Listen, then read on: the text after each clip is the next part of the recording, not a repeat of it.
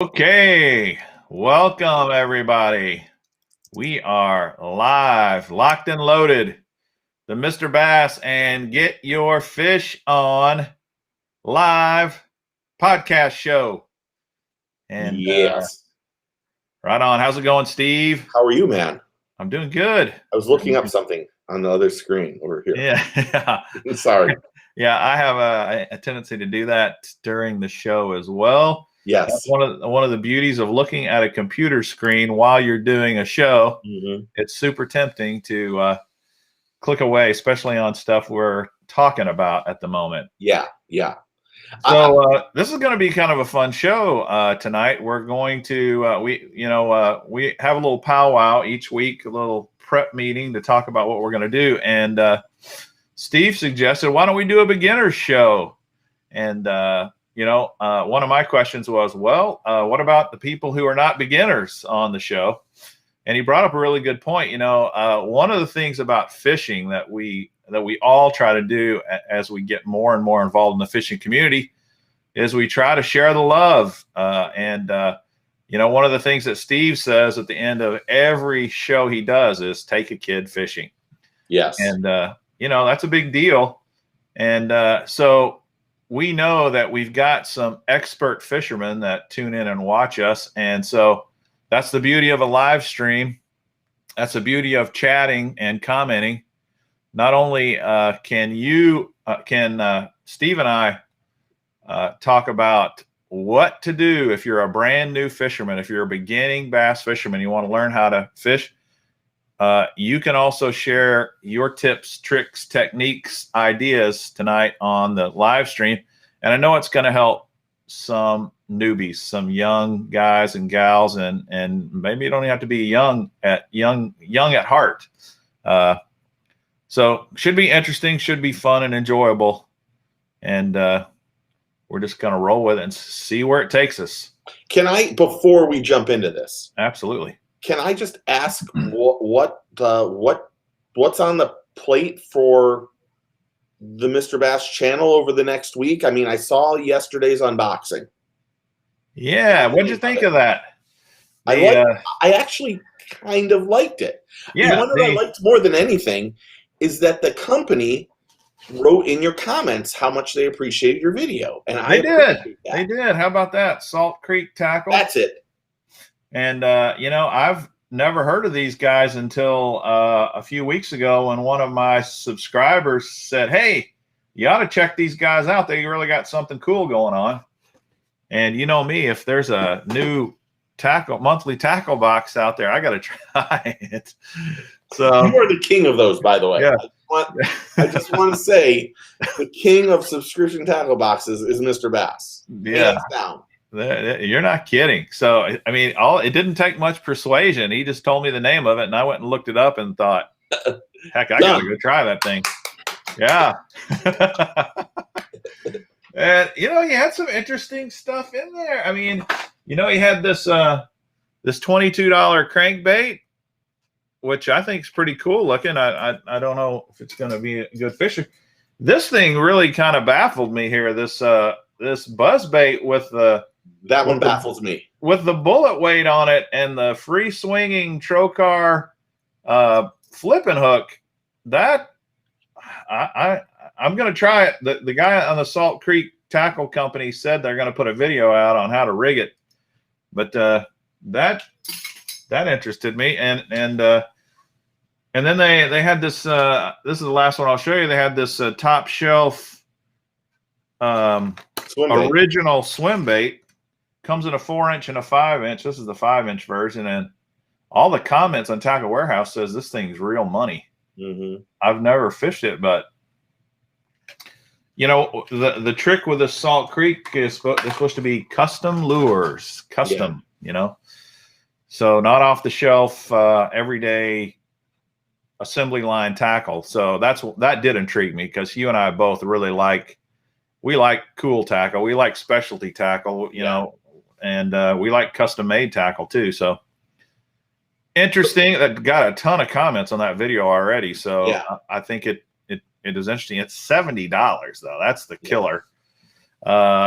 even for me, a guy who has no problems dropping coin on a monthly box, $70 is a lot of money. Lot of money. What'd you think about the sunscreen? I mean, okay, the sunscreen. Where is that sunscreen? Did they put it in as a part of the box, or was that like an added thing to say, you should be using sunscreen? I don't know. This little thing costs $10 if you go to their website. It's a lot of money for sunscreen. It's pricey sunscreen for as small as it is, but it's supposed to be. I don't know. Even if I could use some sunscreen, I don't know if I'd look at it as a benefit in the box, unless it was just a total freebie, not included in my price. I like the little bee said, if you have to watch a video on how to rig the lure, I'm not buying it. I have to say, I am so right down with that. It isn't even funny, because I did a closer look on this Swimbait, this like Japanese Swimbait that you had to hook it on the side. It didn't like, I don't even, God's honest truth. It was they sent it to me, and it was, I just destroyed the first one. I mean, it looked like a dog had chewed on it. It was so bad after me trying to get the hook in right. Then I had to watch a video, and I'm like, oh my gosh, this makes so much more sense. But then I was like, as soon as I put it in the water, I'm like, it moved beautiful. But I'm like, you know how long it's going to take to re-rig? I'm not really sure if I want to do that. That reminds me of the very first time I ever threw a spook. And I just threw it out there and reeled it in. Just skipped across the water. I just reeled it in. I was like, that's interesting. Wonder what you do with that. Well, you know what's funny is I did that several times, and I got bit on it. I thought, okay, this must be the way you work this lure. And it wasn't until somebody filled me in later. Yeah. No, that's not what you do with a spook, man. A spook here in Florida, if you go like saltwater fishing for trout and stuff, the Zara spook it's gold. I have one here. That's an amazing bait. I have this chug bug has caught me thousands of fish.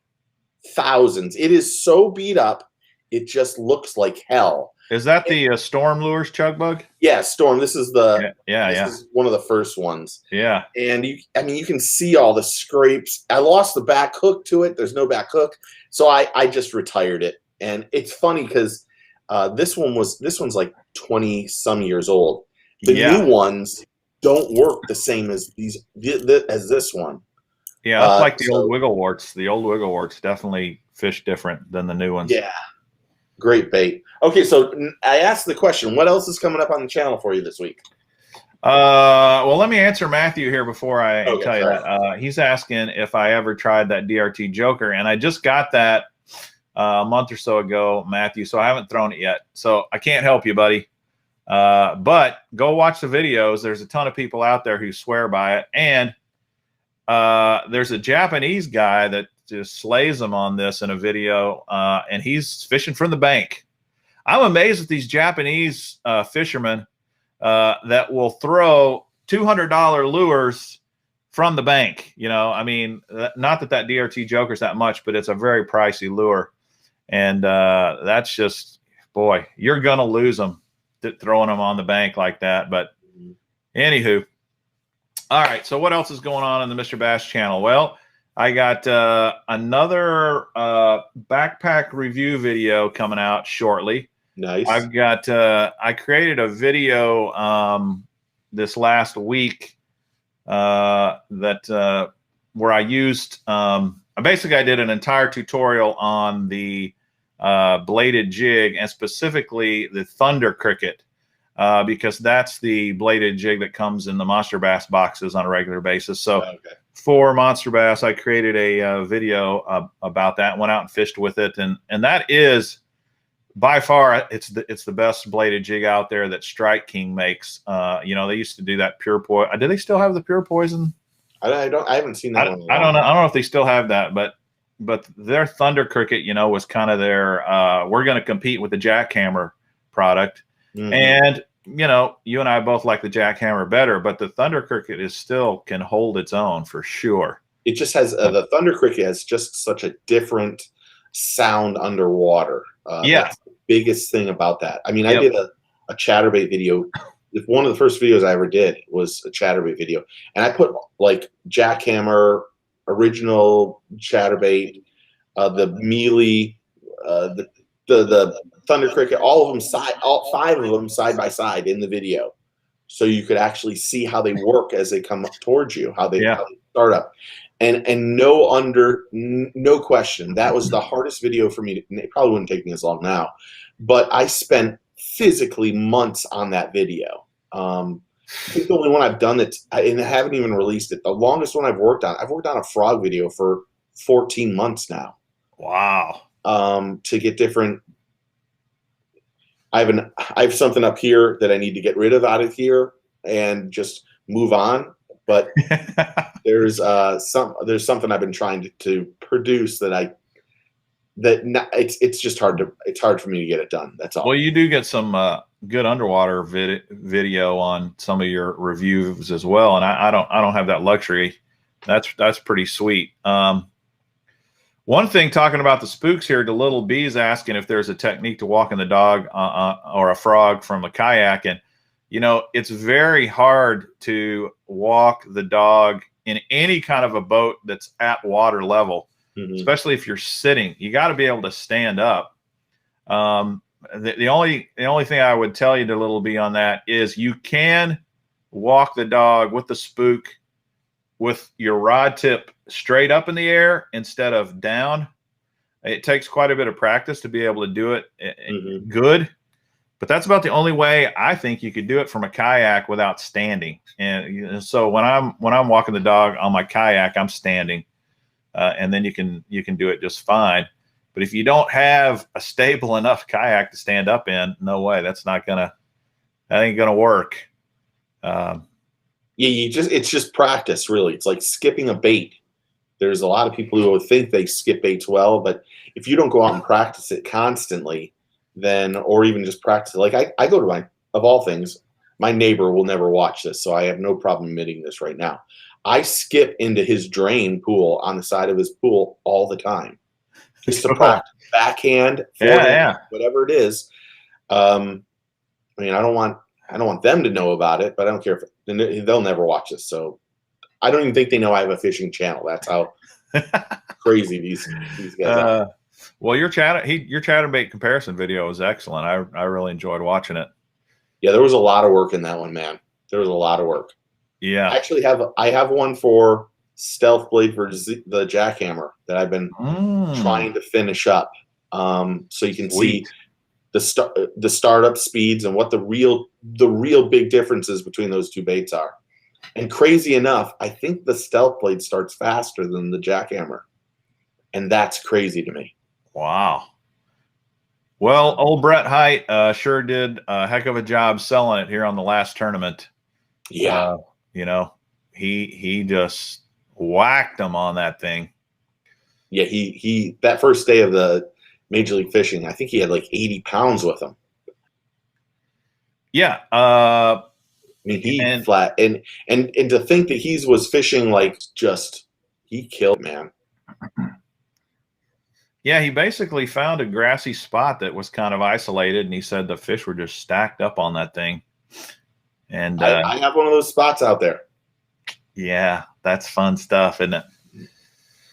So that's pretty much what I got going on. What do you got? What do you got going on your channel? I don't even know where the folder is now. I had the folder open. I actually did I don't know if I'll upload it anytime soon, but I did a video over the weekend about subscription tackle boxes. Like, I have had a lot of emails lately about people saying, "Oh, I watched your subscription tackle box, and it helped me for my husband or my uncle or whoever it was."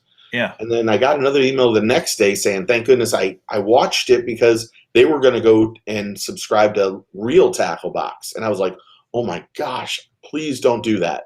Please don't go do that. Don't go down that road. You'll lose money." And because that Real Tackle Box is really not, they haven't sent anybody any boxes. They keep collecting money and not doing it. And that hurts the industry. So I thought, I'm going to put that out right off the bat and then go from there. And then I actually put together like 3 or 4 trips of me going fishing with Topwater Johnny into one video. So there's a video of just me bass fishing. So that might be cool. One of those 2 is going to go up this weekend, I would imagine. I've got a lot of them. I've got a lot of stuff done, but I haven't. It's how it is. I do 3 videos a week, so yeah. I could do more, but I've got a lot of boxes coming in here in the next week or so, and I think I might do a comparison video of all of them. Yeah, that would be good. I'd like to watch that. And I got stuff this week. Chase Baits sent me literally. I've been throwing that Chase Baits. They call it the curly tail. It's a 4-inch grub. That's a pretty nice bait, man. The curly bait. Sweet. Yeah, the curly bait. Is that it? Yeah, that one. Yeah, I've been putting that on the back of a chatterbait, man, and it's been slaying them. Look at this one. This one, I actually am looking forward. Let me take it out. I'm actually looking forward to this one. This one is supposed to be a Swimbait. Holy cow, that was tough to open. But look at the tail on it. It has those. Oh yeah, it's like the squid. It's got like the squid tail on it. I don't know if you can see. Squid. See the texture in there? Yeah. So it's really, I really think it's going to move really well in the water. That's crazy. Is the key word to that whole sentence, though. Yeah. But yeah, the guys at Chase Baits they were on the show several times. So when something new comes out, usually they send it over. So yeah, they sent. Oh god. So speaking of monthly tackle boxes, have you seen this competition that Mystery Tackle Box is doing with the what do they call that thing? It's let's see, I pulled it up because it's called, I think it's called On the Line or something. Become the next great influencer, and they've selected like, I don't know, 10 YouTubers or something, and they're all competing against each other. So this is crazy. Somebody asked me to do that.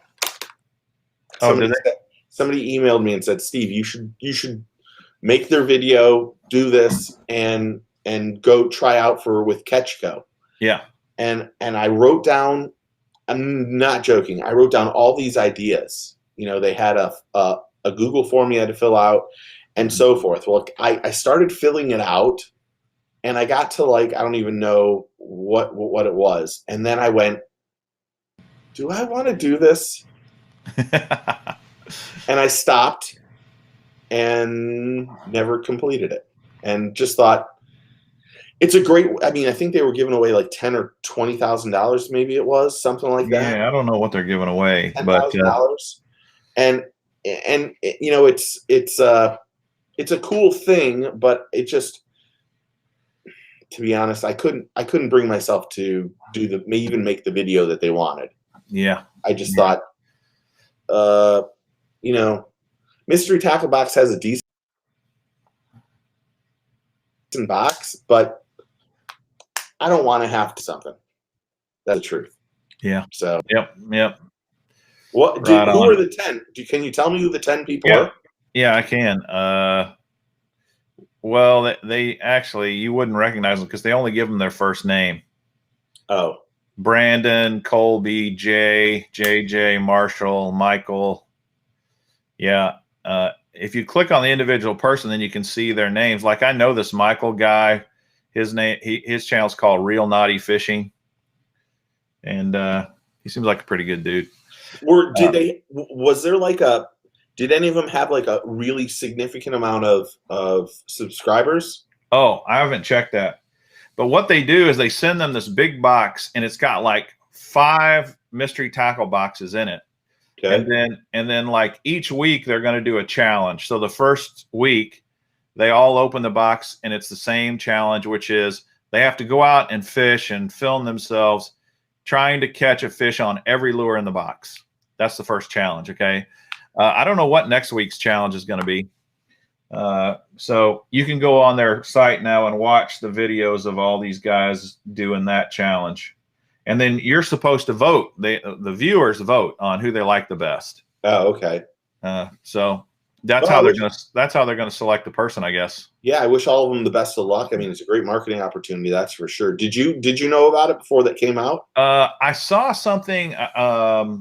Either I did see something that says, "Hey, sign up to be the next Catch Co influencer." Yes, but I didn't really pay much attention to it other than that. Yeah, I don't know. I think someone sent me it. I don't know who sent it to me, to be honest. You know, I kind of, and maybe I'm wrong too, but I kind of have in my head kind of a stereotypical idea of the preferred Catch Co YouTuber, and it's more like a Guggen guy. And I'm not one of those. That's not me. I don't know how I could impress them just being me, you know? Yeah, that's, and I don't want to be something I'm not. Yeah, you don't want to be fake. Yeah. You don't want to use clickbait and all the other stuff that they do. I mean, Thomas and I watch this channel that's a car channel, and the amount of clickbait that this channel puts up, and they got like almost 3 million subscribers. Yeah. But the clickbait that they use, I mean, you'll go through the whole video and you'll be like, why would they even use this as a title? Yeah, they never even one time, and it irritates the crap out of me. I know unfortunately, that's what people click on. Like, you and I talked about it. Yeah. The amount of, like, I started doing these minute videos for shorts. My son watches these shorts nonstop. But the amount of traffic that comes off these shorts is unbelievable. I mean, it's unbelievable. But what can you, other than me showing me catching fish, it's really hard to do a minute video and go, okay, I'm going to explain a closer look of this video in a minute. It's hard for me to do. Yeah, TikToks are the same way, but I did hear that TikTok is going to have a version where you can go up to 3 minutes at some point. In 3 minutes, I could do a lot in 3 minutes. A minute's really hard, though. Yeah. I mean, a minute goes by really, really fast. Yeah, yeah, and I'm putting them together and then editing them down so I have what I want in there. Yeah, that's what I'm doing too. So it's tough. It is tough. Okay. The only other thing I thought I'd mention is Monster Bass is doing something that I think is kind of cool too, and that's they're doing this national tournament where they're you don't have to be a subscriber, but if you are a subscriber, you get a free code and you get to sign up for the tournament. If you aren't a subscriber, you pay $10 and you're signed up for the tournament. And they're doing it for an entire year. The entire year, you can sign up on one of these. It's called the Fishing Chaos app, which is kind of like the other app that they use for tournaments, Tourney X. You sign up for that app, and then you sign up for this tournament, and literally anytime you catch a fish, you can load it on the app, and all year long they're going to be giving away prizes. So you could literally just every time you catch a fish, you could load it if you want it, and you might win a prize if you're. They're giving prizes for the biggest fish, the smallest fish, all kinds of other fish things. And some of their prizes are pretty awesome. I mean, we have a thing down here called Trophy Catch. So yeah, I've heard of that. You sign up, and then and now you have to have an 8-pound fish. But any fish over 8 pounds, you get like, $50 gift certificate to Bass Pro or $100 gift certificate and all this other stuff. It's unbelievable. They have it in Texas too, and then we have the CCA does a whole thing for saltwater fishermen and stuff like that, where they give away boats and Yamaha motors and cars and trucks and everything, and but it's all tagged redfish or tagged mahi mahi and. Yeah, all this other stuff, but you have to catch tagged fish. Then. Say that again. You have to catch tagged fish then. Yeah, you got. Yeah, but they release like 25 or 30, and they kind of give you hints where you should go. I should mention one of the comments I was laughing at.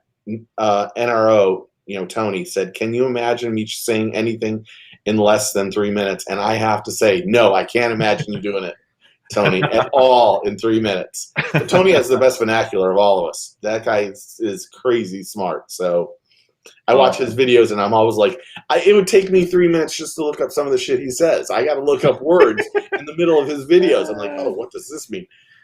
Sorry, that's funny. That's funny. All right, so should we jump in? Yes.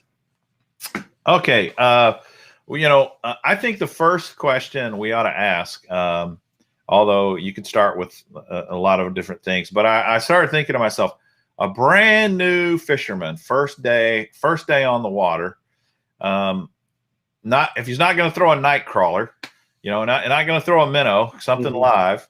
Yeah. What is the first bait you would recommend? Number one, the very first bait you would recommend to a brand new fisherman to be, wants to learn to be a bass fisherman or fisherwoman. What's your first bait? I would actually say a spinnerbait. Spinnerbait. Now, and the only reason I would say that is because it's, and I mean no disrespect, it's stupid proof. Yeah. Like someone said, a plastic worm would probably be my second one. It'd be a really close second. The thing is, you want people, when people go fishing, when they get out there, and hopefully they know how to tie a proper knot to start off with. That would be really the first thing. Like, this is crazy. My dad and I guess I can consider him my step brother-in-law. I don't even know how he's related to me now that I think about it. They are going fishing. And my dad said, well, I went out and bought a great rod. And he's like, you need to bring over a reel for me. And I'm like, well, where did you get your rod first off? And he's like, well, I got it off Amazon. And I'm like, what? Uh-oh. What are you talking about? And he's like, well, I got it for $69. And I'm like, okay, gee, what is going on here? Do you not know what I do for a living? And then I brought him over a Shimano Sustain. This is real. Holy cow! So, oh my goodness, that's a waste, man. Giving a Sustain to someone. Okay, so to be brutally honest, it was the only reel I had that was brand new at the time. I got 2 new ones since then, but I'm sorry, but it was the only one I had that I had. But the first thing I said to him is, you need to learn how to tie a proper knot before you go do anything. And then he said, well, I think I can do all the stuff you do, obviously, which irritates the hell out of me. But I said to him, get yourself a couple spinnerbaits. If you guys are going bass fishing, make sure you can tie a thing on, because bass will eat a spinnerbait almost anywhere, any time of the year. In this case, we are having our bluegill spawn right now. I mean, physically right now. So I thought, if you're going to do it, a spinnerbait is not a bad option. Now, what would be your first suggestion? Okay, just FYI for any of you who don't know, Shimano Sustain spinning reel on Tackle Warehouse is $309. $309.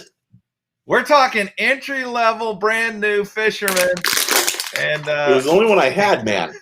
On his $69. You're already off the rails.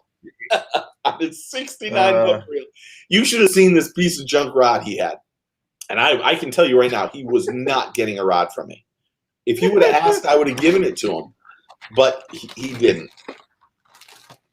All right.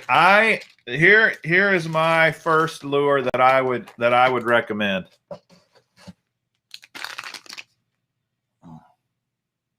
A worm. A ribbon tail worm. Yes. 7-inch ribbon tail worm. And this Berkeley Power Bait's a great worm. Yum also makes a great ribbon tail worm. Just about every company. Charlie's Worms makes them. Cream Lures makes them. Everybody makes them, right? But to me, I do have a spinnerbait on my list, by the way. It's in my top group of as a moving bait, a moving lure. I would definitely recommend the spinnerbait as well. But I think if you're talking about the very first lure, a ribbon-tailed worm or a curly-tailed worm, whatever you want to call it, is kind of idiot-proof as well. Mm-hmm. And the problem with, I have Cinco on my list as well. I saw a lot of guys saying a Cinco, but the problem in my mind with a Cinco is that if you go out with a brand new fisher, someone who's never fished, what they're going to do is if they can figure out how to cast, they're going to cast the lure out and they are immediately just going to retrieve it. Mm-hmm. They are not, and that's all they think. They think that's all fishing is you throw your bait out there and then you just reel it back in. Well, the beauty of a ribbon-tailed worm is that you can do that. Yes. You can just crank and wind a ribbon-tailed worm and it's going to get bit. Mm-hmm. And then as they get a little more experience and they learn how, to let it sink and to hop it and twitch it and do all these other kind of things, the worm just becomes more and more versatile. So in my mind, the other thing is a brand new fisherman almost always is going to start with a spinning reel. They're not going to start with a bait caster. It's super complicated to figure that out. And retrieving a worm on a spinning reel just works. It works. So for me, that would be the first bait I would recommend. But I don't disagree with the spinner bait either. When you're talking about a search bait, hey, how can you beat a spinner bait? In fact, I thought I might even recommend, a smaller spinner bait, like even a crappie size spinner bait. Strike King makes one called the Bitsy spinner bait or something like that. And the beauty of a small spinner bait is you could possibly catch some crappie or bluegill or something like that at the same time, which would keep them interested. Yes. One of the bad things about bass fishing is sometimes a couple of people commented on here, I think, slow, boring. It can get, and especially if you're trying to teach a kid, you want something to happen quick for them. Mm-hmm. And so if the conditions are right, of course, a spinnerbait's awesome and amazing and great. But ribbon-tailed worm would be my first. Yeah. All right, let's just kind of go through. I've got about 7 techniques here that I think I would recommend to a brand new person. And when I thought about this, I'd be curious to see what you think. You obviously want to keep it simple. Yes. 7 techniques is too many. Stupid. Kiss. Yeah, exactly. 7 techniques is too many, really, for a new person. I would say only 2 or 3 probably getting them started.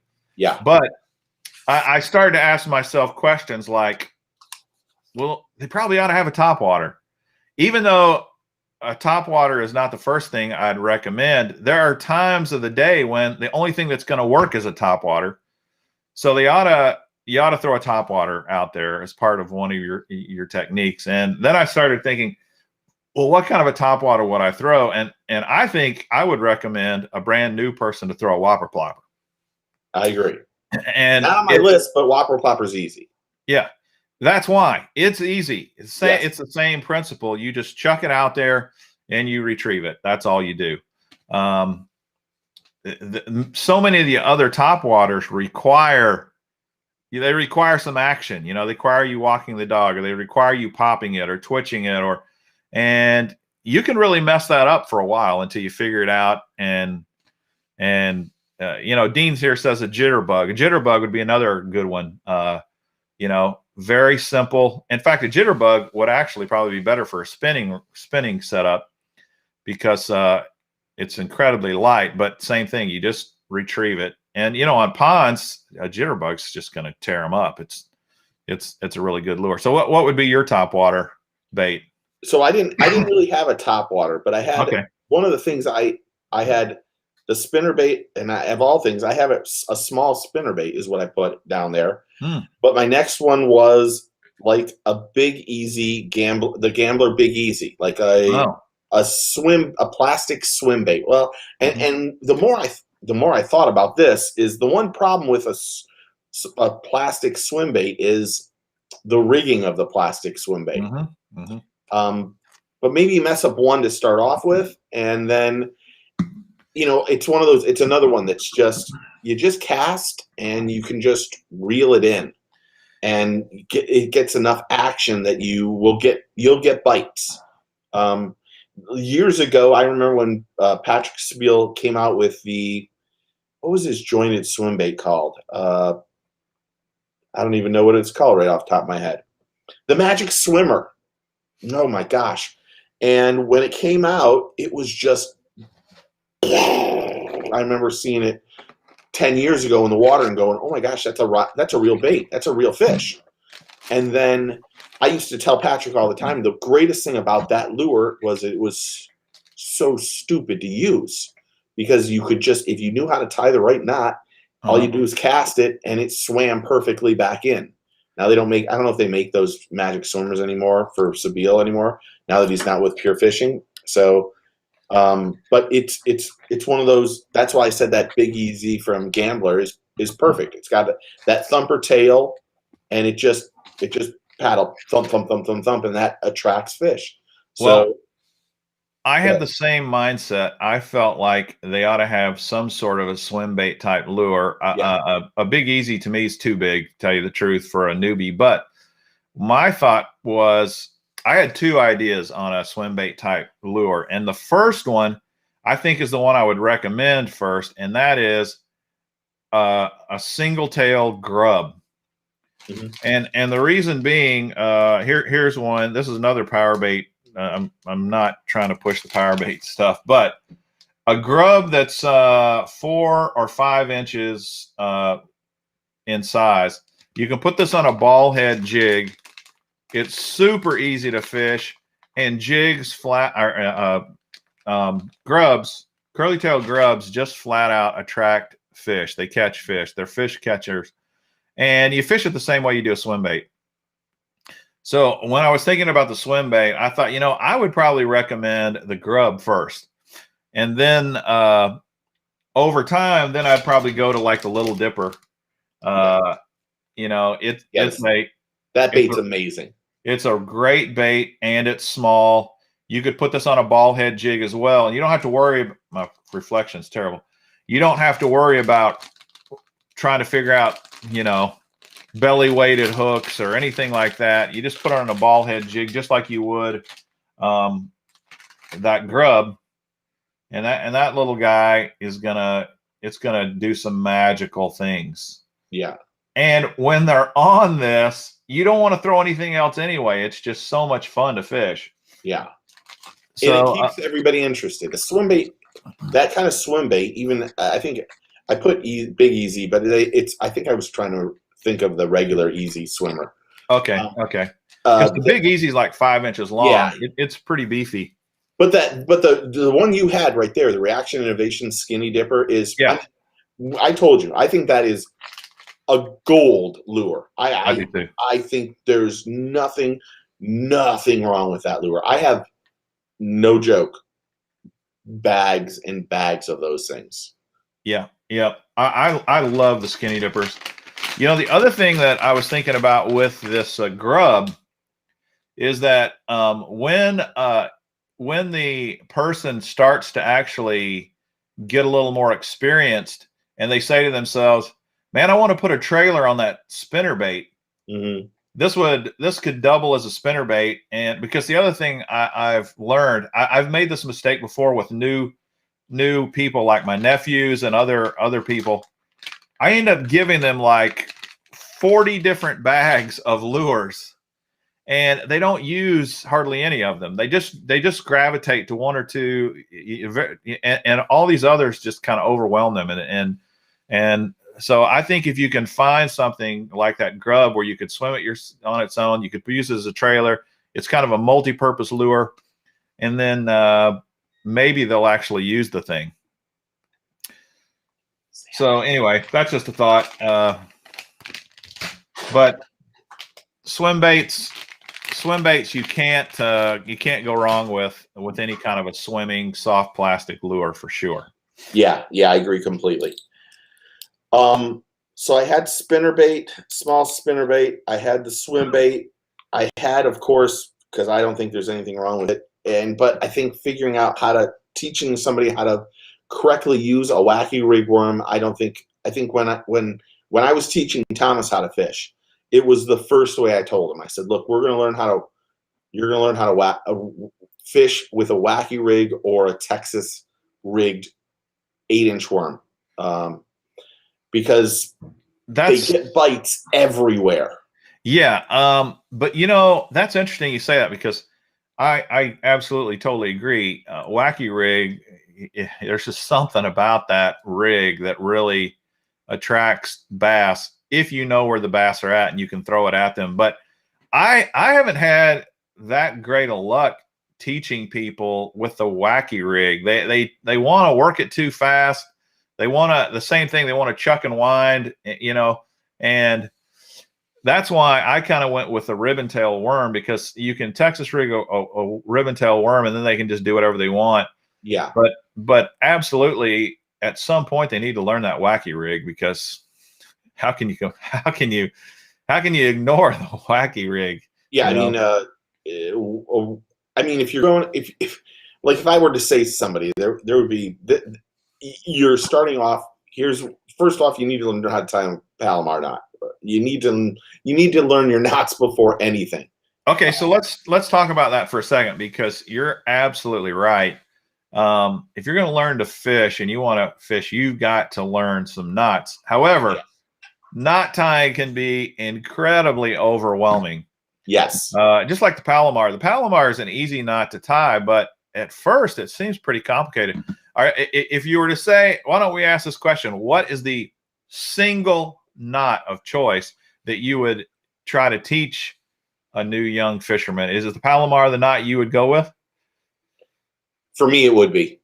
Now, okay. And now this is just for me. Like, in all the hundreds, I mean, I've probably interviewed 300 people, maybe even 400 or 500 people.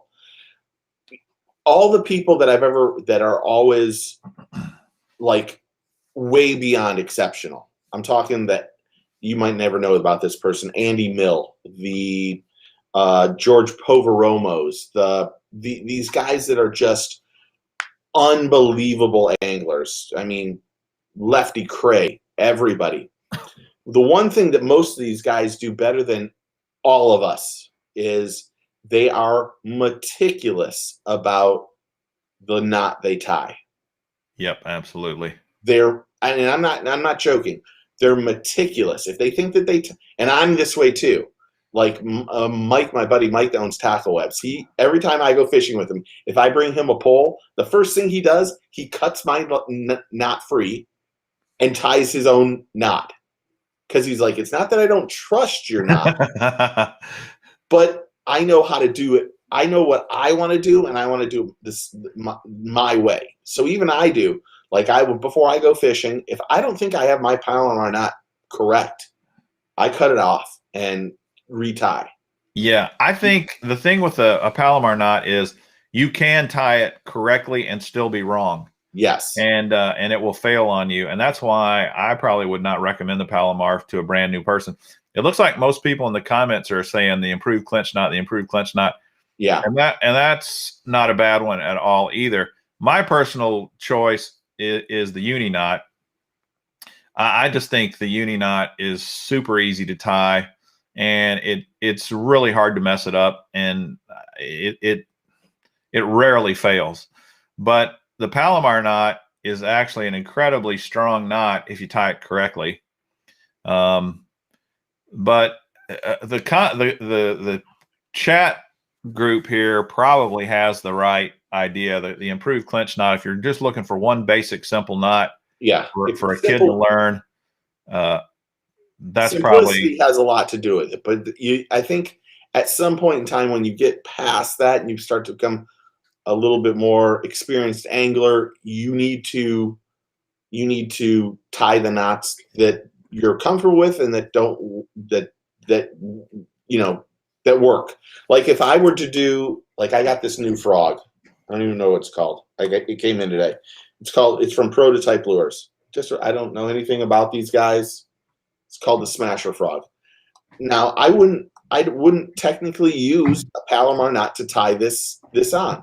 I would use a loop knot, because I want the lure to have just a little bit more action when it pauses. Mm-hmm. So a Palomar knot, while it will work perfectly great with a worm or whatever, if I need that bait that's on the top of the water and need a little bit more action, a little more freedom, I tie a loop knot. But I would never, ever, ever recommend a newbie try to tie a loop knot to start off with. Yeah. They would be completely confused. I mean, like I said, my dad used to fish with me when I was younger, and we used to do a cinch knot for everything. But when he started doing all this stuff, and he said he was going to go fishing with Billy and stuff, I was like, Dad, before you go, because you're not suck, you should learn how to tie a Palomar knot, because you've lost way too many fish on the stupid knot you think is working that really doesn't work anymore. He probably does like some, I don't even know. I don't even think I'd call it a cinch knot, to be honest. It's a horrible knot. Yeah. It's interesting too. If you just take the time to learn a knot, once you learn it, even the complicated knots are not that difficult. Yeah. But there is a learning curve, and I guess it depends on how eager a person is to actually force themselves to learn it. Yeah. Like the loop knot, the only reason I also use a loop knot is that the knot faces backwards. So if I were to let me get this stupid lure out. So when I tie this one, of course, look what just happened here. What a terrible box. The box just fell apart. Oh man, that's not a good sign, is it? No. So I tied it here. When I tie the knot, the extra line faces backwards. Mm-hmm. So then when you're fishing it, you don't get as much grass and crap on the front of your thing. If it was facing forward like this, it's going to tie. You're going to catch weeds right there. So there's little things that you need to learn when you make that next step into fish, and when you start fishing, and that's when things become even more fun, to be honest.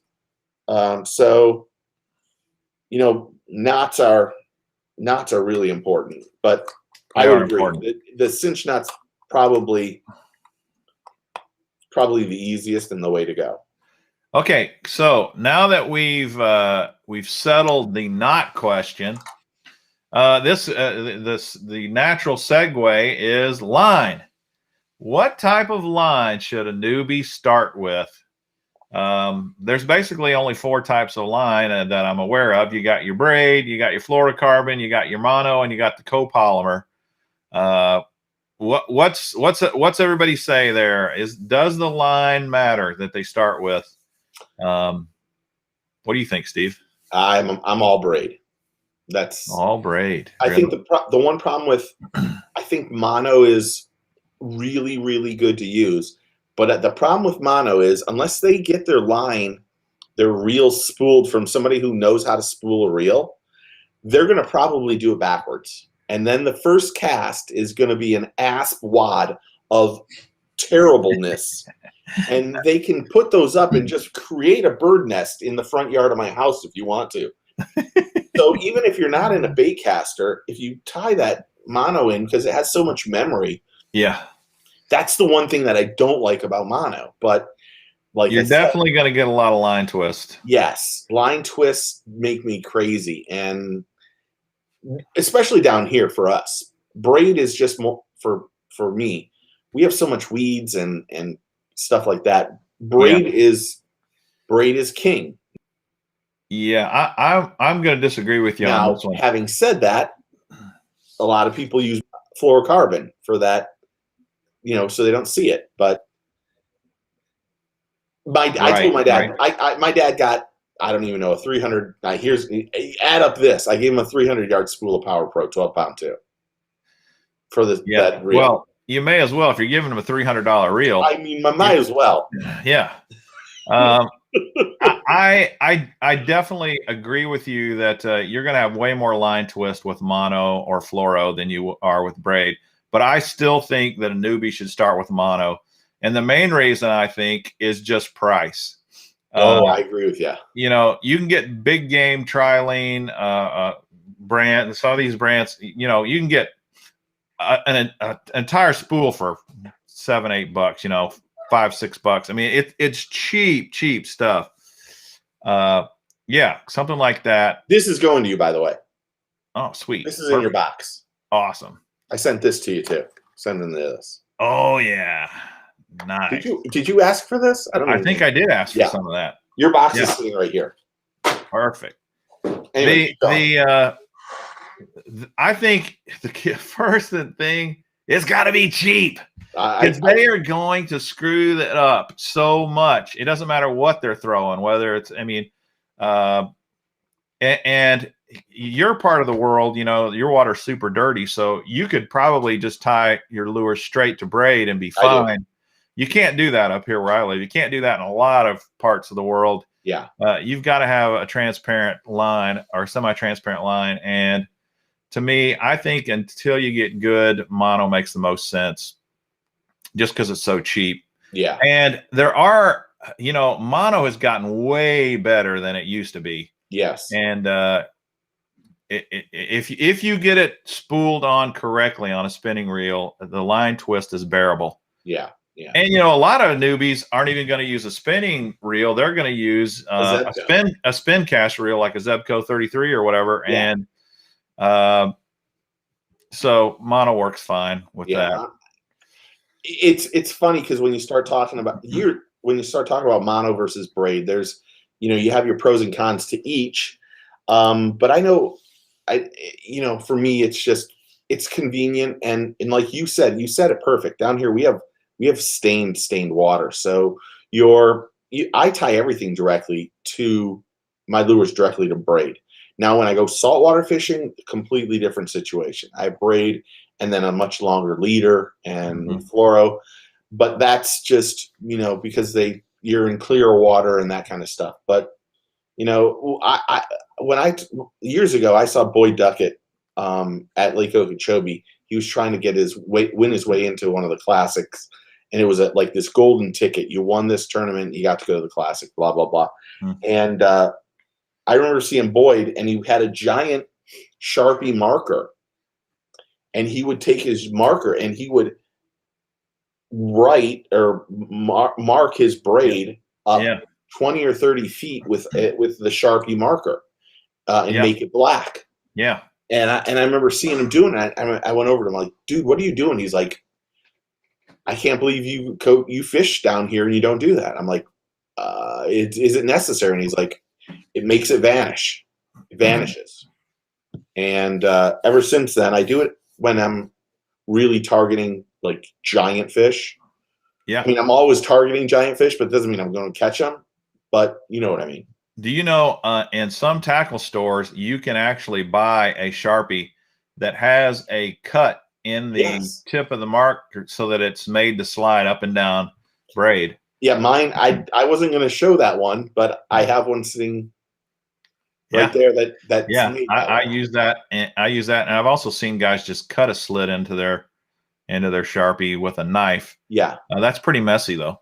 Yeah, I mean, it works. It's one of those. I mean, I actually thought we'd do a beginner's thing, and then I thought at some point in time we do it in more advanced, class on this, and that was one of the secrets I was going to say. Oh, sweet.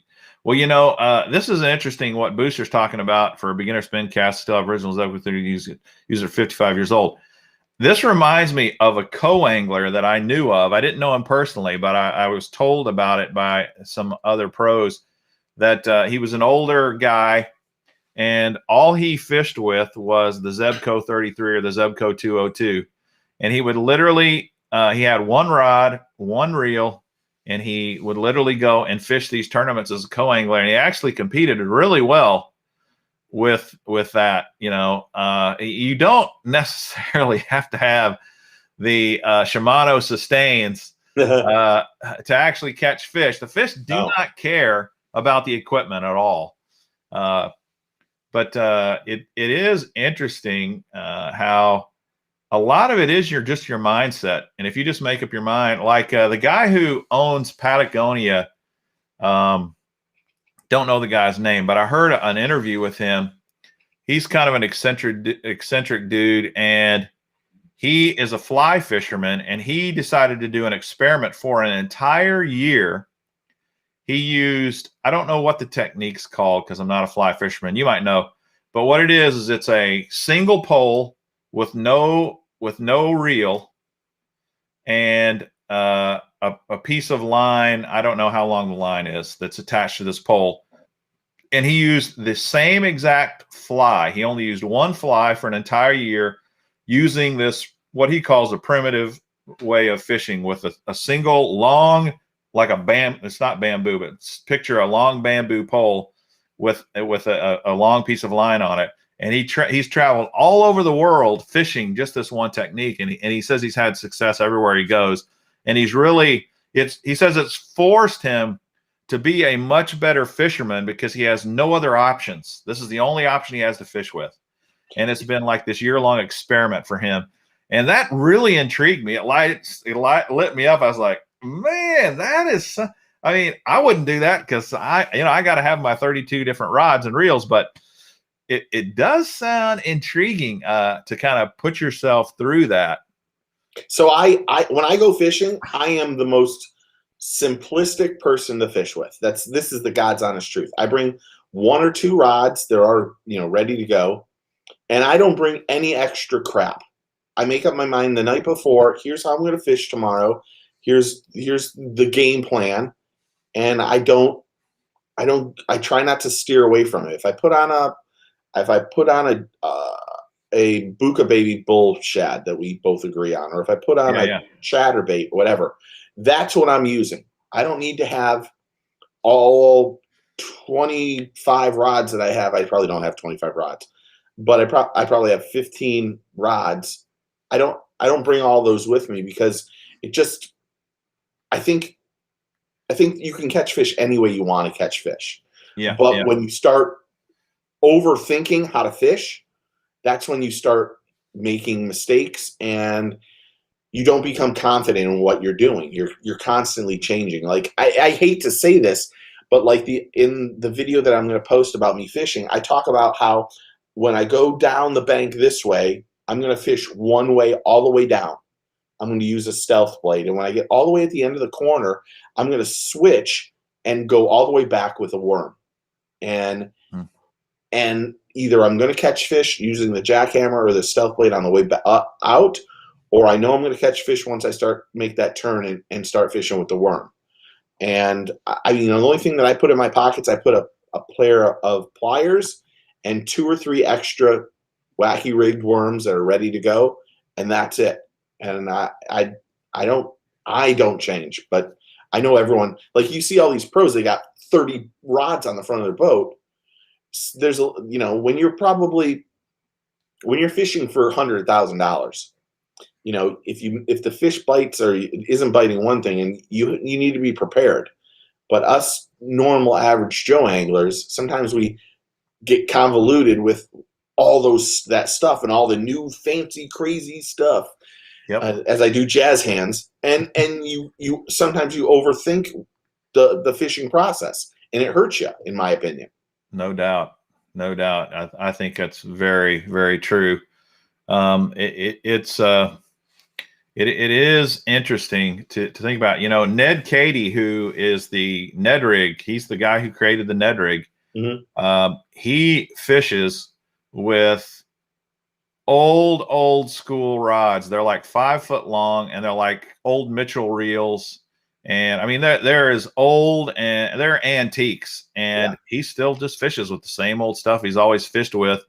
And there's a really good video of him out there talking about the technique, and he shows you some of his rods and it's just amazing. When I first saw that, I was like, holy cow, I can't believe it. But he's just he's become an expert with that equipment. That's what he's used his whole life, and he's fantastic with it. And he probably does much better with it than he would with a brand new Shimano Sustain.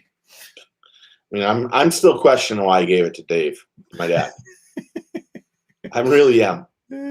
I mean, I don't even. The only other person that has a Sustain in my family is my son, and that even makes even less sense.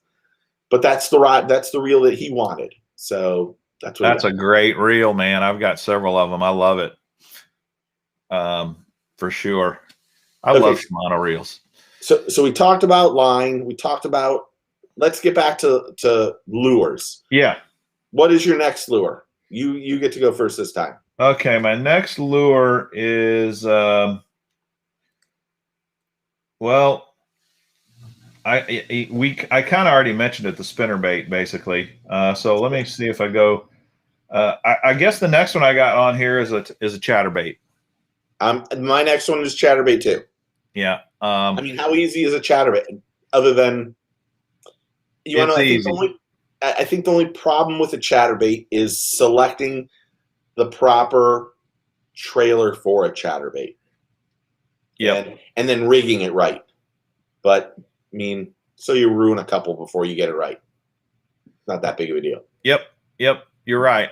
That is probably, I would say, the only downside to a chatterbait is they get hung up in timber really easy, and so you might think that a person would think this through, but to tell you the truth, they don't. A newbie's just going to chuck it out there and then start reeling it, and they don't even realize. Well, you just threw it in the bushes there, that big brush pile. Good luck getting that thing out. Yeah. But if you've got relatively clear stuff, man, the chatterbait is like you said. How can you not use that? How can you not recommend it? It's just easy. It is easy. There are times when you've got to finesse it a little bit, or you've got to change up your retrieve and stuff like that. But who cares when you're just starting out? It's a great lure. It really is. And really, like, you go to like a Z-Man. If you go to like a Z-Man, the original Z-Man, or those, you can get a chatterbait for $4, $5. It might be even $3.99 at times. Yeah. And you really can't beat a chatterbait. I mean, I don't know. Hank Snow has a deal with one of them. I don't know the name brand right off the top of my head that he uses, and they make a fantastic, I mean, ridiculous chatterbait. And I think it's like $5, and it makes great noise, has great startup. But I think a chatterbait's one of those baits that you can tie on and just start throwing it. And if you're making decent casts and not into the weeds or whatever, and all you got to do, there it is, the Wesley Warbird. All you have to do is just reel it in. I don't think you can beat a chatterbait. Not to mention, big fish eat chatterbaits. I mean, that's the one thing. You're right. Tiny fish usually don't go after chatterbaits with a big trailer. They just don't. So even though you're using a bigger bait, and you're getting maybe less strikes, when you get a strike on a chatterbait, it's generally a great bite. Absolutely. They just flat out catch fish. They flat out catch fish. You also can tell, even a novice can tell pretty quick when it's not vibrating. Yes. And say, oh, I must have grass, or there must be something wrong. Yep. So it's a great bait. It really is. And you're right. It catches big fish. It's fun to fish. And you get a kid or a new person catching some big fish on a chatterbait, they're never going to put that thing down. No. In fact, my buddy Joe, his son calls it the cheater bait, because he and his dad will have these fishing competitions, and whenever his dad breaks out the chatterbait, it's over. He cannot beat him, and he's like, "Put the cheater bait away! Put the cheater bait away! Do something else." So that's it. Yeah, chatterbait. It's not, and a chatterbait it's gold at this place. Now and I tell people, like I was telling you about my buddy Craig, who's one of the smartest men I've ever met in my life. And he and I go fishing, and he can only fish one way, and it makes me mental. I'm like, dude, you've got to change up a little bit. You've got to put a Cinco on. Just watch what I'm doing. Or wait a minute, watch Thomas outfish you for the next 30 minutes, and just watch what he's doing. But the chatterbait's one. I gave him a chatterbait, and I was watching him reel, and I'm like, he's reeling in out of nowhere. It stopped. The rod tip stopped bouncing, and I'm like, set the hook as loud as possible at him, because the fish was just kept coming in with the line, and he set the hook and caught the fish. And he was like, I would have never known that I had a fish. And so when I tell people, when they start talking about chatterbaits, I constantly say, you don't feel that vibration on the top of your rod tip, you need to set the hook. Hook sets are free. Do it, doesn't matter. But set the hook, because that fish you've got a fish running with your chatterbait. You know, in my opinion too, that's the problem with, say, something like a Ned rig. The Ned rig is a great bait, and it catches it catches tons of fish, but there are times when you cannot feel that Ned rig bite at all. You have to watch your line. You do. And when you see the line moving, you realize I got a bite, and you can set the hook. A brand new person could possibly miss so many fish on that technique, and a lot of techniques like that even though they're great fish catching techniques, they may not make sense for a new person until a new person actually gets advanced enough to start doing things like watching their line. Yeah. I have a perfect story about that. That big fish I caught last week. Yeah. So I casted at it was the first cast with the worm. I casted at a lily pad that was, over to my left. And as I casted, it hit the lily pad and then just went over top of it. Yeah. And my line went boop instantly. And I didn't, because it was still falling down, that bait was still falling down, that bass was just sitting like there, and it just opened its mouth and sucked it in. And because it made that twist, that little jump in the line, I set the hook as soon as that happened and caught the fish. Now, of all things, I did a short video today. Same exact thing happened. It rolled off. A big bass ate it, but the big bass went right into the weeds. And then I pulled the hook out of its face when it got all stuck. But you're 100% right. People need to watch the line when they're fishing certain ways. A Ned rig, Wacky rigged worm, even Texas rigged worm. They'll pick that bait up by just sucking it in real fast. Yeah, that's right. You won't feel it because there's slack in your line. So watching your line is very important, because it's just that little, like this, that might happen. And I've done it. I've done it. I talk about it in a upcoming video. I casted at this one spot, and I took my eyes off my bait, and I was looking around because I thought I saw a bear. This is God's honest truth. So I'm like, In Florida?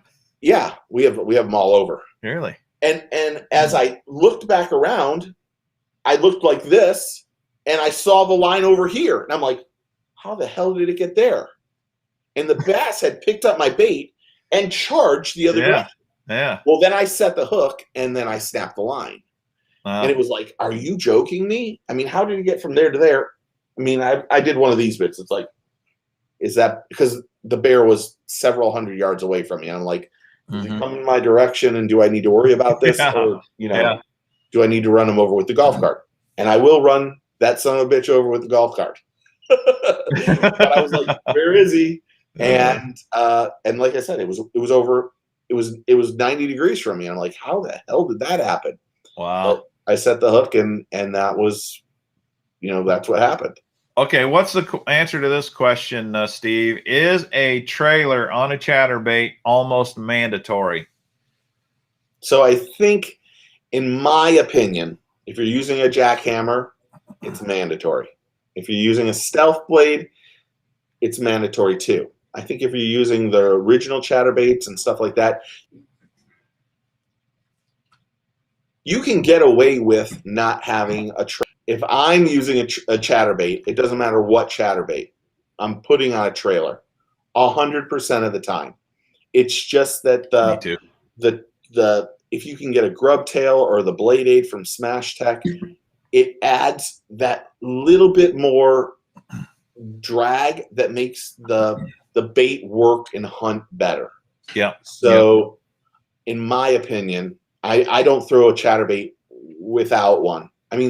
When you see I should mention, when you see my closer look videos, there's times I don't put a trailer on it, but I'm usually just going to the spring, and I'm really not fishing. I'm just trying to get the action of the lure. But you'll notice, like, the jackhammer without a trailer acts completely different than with a trailer on it. Like a jackhammer will go like this and then dart from one side to the other and then get back in line. And when it has a trailer on it, it runs just dead true.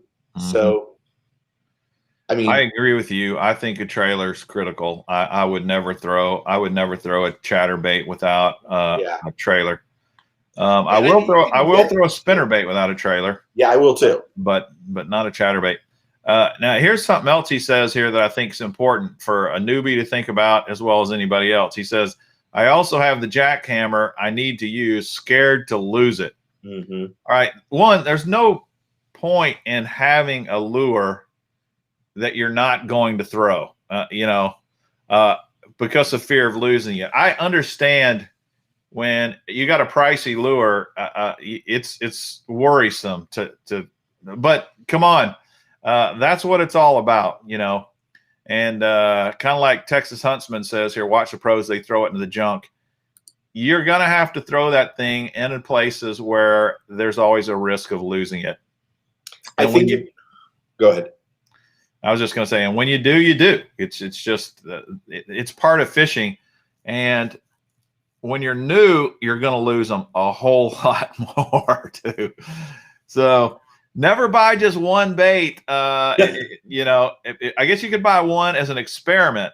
Yeah. But if like you and I, we love chatterbaits. We're going to throw chatterbaits. We know chatterbaits work. I'm never coming to the lake with just one because you're going to lose them. It's inevitable. It's part of fishing. And hey, that's how we keep our tackle companies in business anyway. I agree completely. I have this theory. If you're scared to throw it, you shouldn't own it.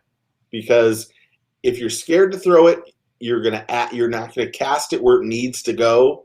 You're not going to skip it where it needs to be skipped. That kind of stuff. If you're that worried about it, then use something else because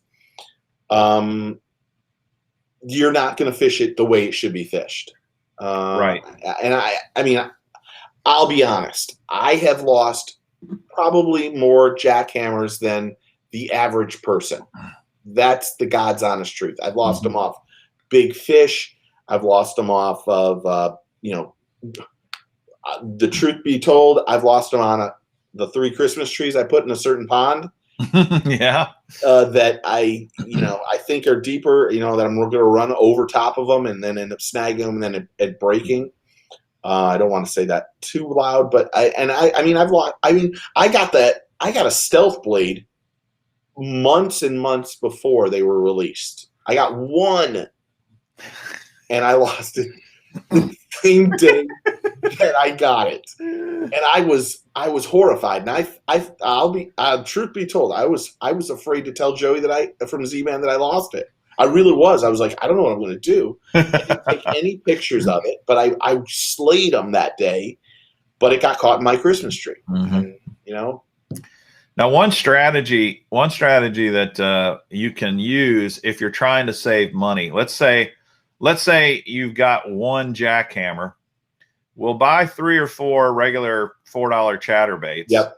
And go out to the lake and mix it up, and then you decrease the odds of losing that one jackhammer. So maybe you have 2 rods, one with a jackhammer, one with a cheap chatterbait, and you cast 10 times with the jackhammer, 20 times with the chatterbait. And then out of the 30 casts, only 30% of your casts are you're possibly going to lose the expensive lure.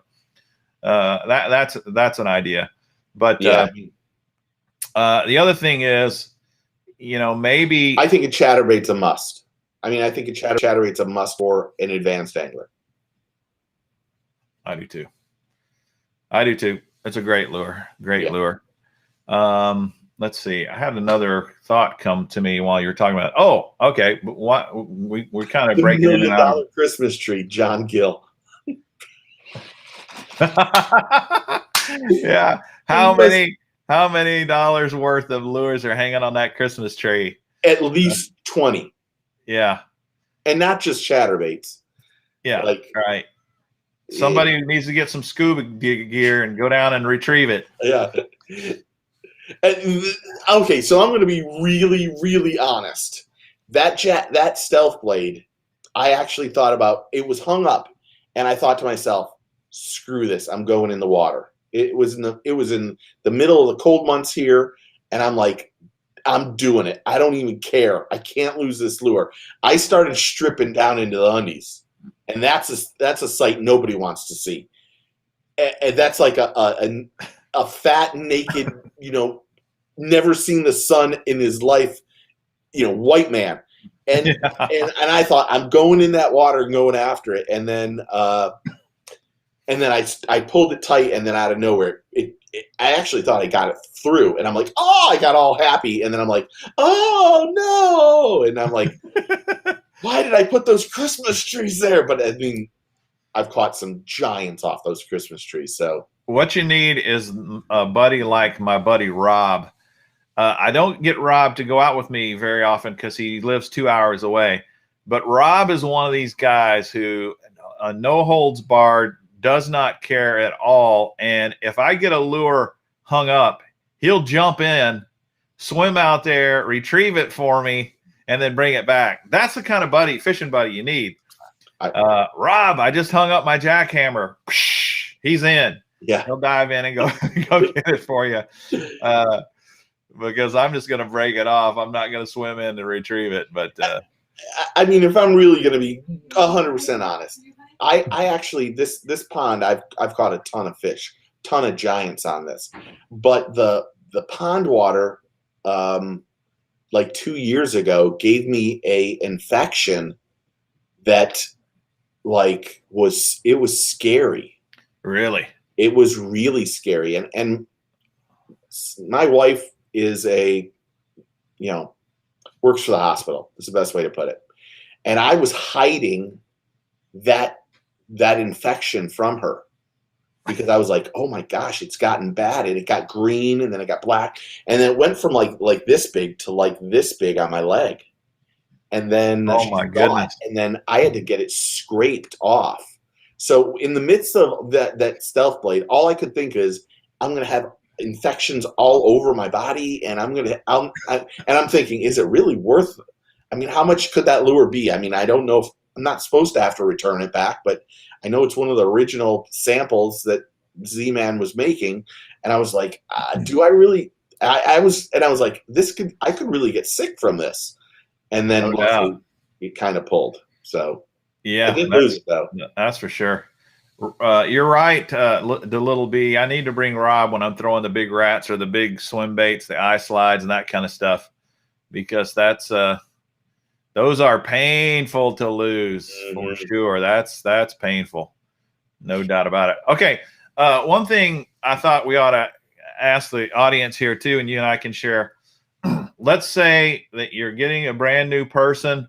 We've talked about line. We've talked about some lures. We've talked about reels and that kind of stuff. What about a hook? Is there one specific hook we should recommend to the newbie? Or does that matter? Yeah, I mean, I think hook is, I think you have to have an EWG hook. That's just me. Mm-hmm. I mean, you're going to use a different hook for Wacky rigging than, a swim bait or a Texas rigged worm or something. I think it really depends on where you're fishing. Like down here, everything that I fish, I need to make as weedless as possible. Yep. But if you don't find grass, you don't find fish. So you got to be in that area. I'm like, I think I have more 3/0 hooks, EWGs, than anything. Yeah. I mean, I usually call, I need this. Is there any way you can send me, some 3 and 4/0 EWG Daiichi bleeding bait hooks? And then the next day, I've got 50 pounds of hooks on my front door. Wow. I wish I had a friend like that. Yeah, Ron's the physical greatest. I mean, Trocar, those are insane sharp hooks. This is a 3/0 EWG. That's the one I pulled off the shelf. Steve hates Daiichi. Michael. EWG 3/0 is probably what I would recommend. But I agree with Herb here. You probably need about 3 different hooks. You need an EWG, a straight shank, and a wacky style octopus type hook. If you had those 3 hooks, you could probably cover a multitude of techniques and be fine. You want to know what's funny about that? There probably isn't a package where you get all 3 of those in one package. You're right. I have noticed in some of the monthly tackle boxes, like what's the name of that company called Spear Point or something like that? Spear Point hooks, yeah. I've noticed that you will get packages from them that have, they're all the Spear Point type hook, but it'll have like 3 different sizes in it. Yeah. Well, it would be cool to get like an EWG, a short straight shank, and then a drop shot or a wacky rig. Yeah. That would be. Here's a beginning. I'm going to tell Ron about this tomorrow, in fact. Yeah. I'm going to say that's what you should be selling. You get 1 or 2 of each, and it would be so much easier than buying, a pack of EWG. Really, because hooks are kind of, I think a pack of hooks might be like $3 or $4 these days. Yeah. Depending upon the brand, they can get pretty pricey. That kind of reminds me of, I think this is a great idea for new people. Cream Lures here makes these kits. They make a Texas rig kit, a Carolina rig kit, and I don't know what other kits they make. But this is really clever. This thing is not very expensive. I think it's under $10 for this kit. I think it's $7 or $8. But Texas rig kit, and it comes with all the lures you need, plus the hooks, plus the weights. I mean, they're not tungsten weights, obviously. And then it has all the directions on here, like how this works and how you rig each of these worms. It shows you how to tie the cinch knot. Okay. Nice. It tells you, it gives you a lizard. It gives you some lizards, some ribbon tail worms, some brush hogs. And then it even has other information. Basically, in this one little package, everything you need to know. The only thing it doesn't have is a rod and a reel. And to me, this is a great idea. And I don't know if these things sell very well or not. But if you're brand new and you could just go in the store and pick this one thing up, I mean, you'd be set. You could fish out of this one little package here for probably a few weeks. It's really, really ingenious. And there's other kits out there, like I got another one around here from Yum, kind of like the Yum bass fishing kit. You can buy at Walmart for, I don't know, $10 or $12, and same sort of thing. It doesn't have a lot of teaching in there as far as how to do things, but it does give you everything you would need to know, and that's probably a good way for someone to start. Can I ask you a question? When you buy a pack of, wish I had it here. When you buy like a soft plastic bait and then you get it to your house and it says recommended hook is beast 6/0 beast hook. Yeah, Berkeley does that on most of their packaging. Does that not make you mentally? That makes me mentally crazy. Because I'm like, why do I have to go buy? Like the beast hooks are like $8.49, $8.50. Yeah. I think I might have spent $11 on 3 hooks. I spent $12 on the baits, and then I'd spend another $11 on the hooks. I'm like, it makes me crazy. Yeah. So what he's talking about here, if you've never seen this, like, see this here, it shows you right here that for these grubs, they recommend a jig head, 1/8 ounce to 8 1/2 ounce. Well, that in and of itself, I think is actually a good idea, because if you've never fished a grub, you're going to do it wrong. And that's what you need. You need some sort of a ball head jig, to fish a grub. But I do get your point. The owner beast hook is, those each hook's like $1 each or something crazy. Maybe they're more than that. I don't know. I mean, they're expensive. Yeah, I remember thinking, I got this lure, and now, well, I did get the lure for free, so I shouldn't be complaining too much. But then I was like, now I got to go buy $8.50 for 3 hooks, and I was like, no, I can't do it. So then, of course, I was trying every other hook, and no hooks made it work right. And then I'm like, okay, I'll buy 2 or 3 packs of Beast hooks, and then I got them, and I've never used the baits ever since. I'm just like, no, they look great, they swim real well, but there are some lures like the Working Class Zero Citizen soft plastic swim baits. They have made those to fit perfectly with like a 10-aught owner Beast hook, and weighted with a 1/2 ounce weight on the belly, and you can use other hooks, but what they say is we guarantee you if you use that specific hook, it's going to work right every time. Yeah. If you're gonna spend $75 for a soft plastic bait, maybe you should go ahead and pay the $5 for the hook. Yeah, well, why can't they give you it if you're gonna pay $75 for a lure? Please, for the love of God, give me the right hook. I mean, you're designing it for that hook anyway. Just throw it in the package for me, please, and just make it $81, and I'll be a lot happier. Yeah, no doubt. All right, let's see. Other lures that you might recommend, Steve? So we talked about Wacky Rig Worm. We talked about the Swimbait. We talked about the Chatterbait, the spinnerbait. My last one was, to make it as easy as possible, a jointed hard plastic swimbait, like the Buka Baby Bullshad or something that way. Okay. Something that will mimic a bluegill or mimic something, and all you got to do is cast it and just hopefully not swim it too deep and catch weeds.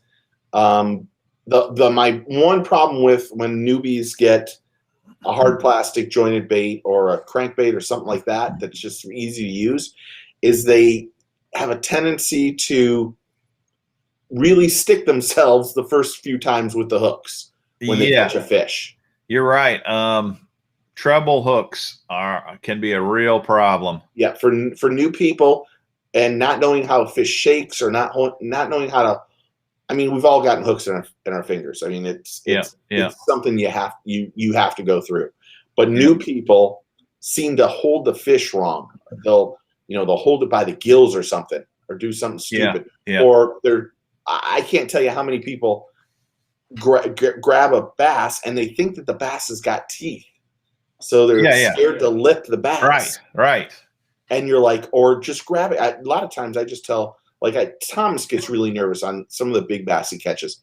He doesn't want to hold them up. He thinks it's going to break their jaw or something like that. So a lot of times I'll just say, grab the back right behind the back of the head, almost like you're grabbing a dog or a cat, and hold it like that. And then let's pull the pliers out, or pull the hooks out. But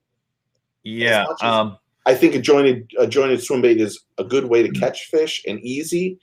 I worry about the treble hooks. I guess that's the best way to put it. Yeah, I thought the same thing. I thought about putting a crankbait on my list, but I decided against it because of the treble hooks. Now, I did put the whopper plopper in there with the treble hooks, but the reason I did that is I really couldn't think of a topwater other than a buzz bait. And I did think, the buzz bait is an easy to fish topwater bait as well, as long as soon as you cast it, you are smart enough and you can pick up quick enough that I got to hold my rod tip up and I got to retrieve fast enough that this lure doesn't sink and then it makes the correct action.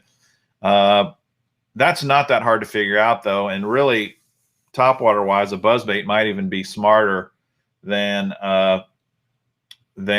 the whopper plopper. Although I do like Dean's suggestion of the Jitterbug.